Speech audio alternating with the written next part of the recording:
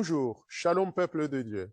Nous continuons la proclamation du livre de l'Apocalypse pour que le Seigneur puisse accomplir sa promesse pour nous, c'est-à-dire, voici, j'ai mis devant toi une porte ouverte. Aujourd'hui, 10e jour du mois, nous proclamons la parole de Dieu. Et le Seigneur nous dit au travers de cette proclamation, Jésus-Christ revient bientôt. Entends-tu le son de la trompette de Dieu? Je t'invite d'entendre le son de la trompette de Dieu par cette proclamation. J'ai vu un autre ange puissant qui descendait du ciel, enveloppé d'une nuée.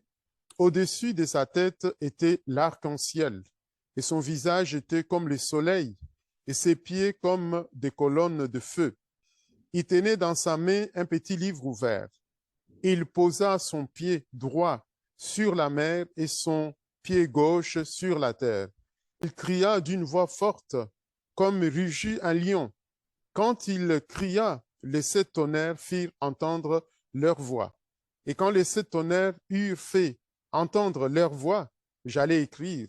Et j'ai entendu du ciel une voix qui disait, scelle ce qu'ont dit les 7 tonnerres, et ne l'écris pas.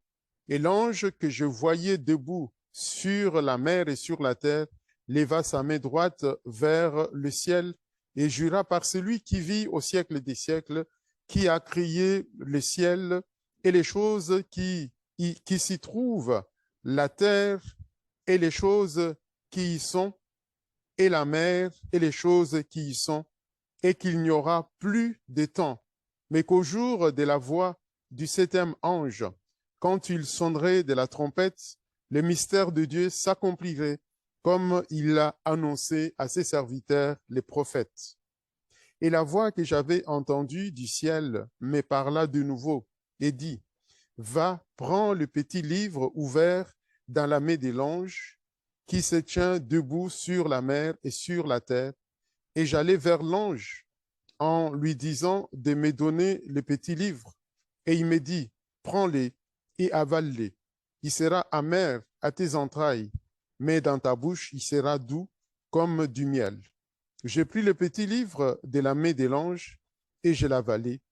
Il fut dans ma bouche doux comme du miel, mais quand je l'eus avalé, mes entrailles furent remplies d'amertume. Puis on me dit, il faut que tu prophétises de nouveau sur beaucoup de peuples, des nations, des langues et des rois. Shalom, que Dieu vous bénisse.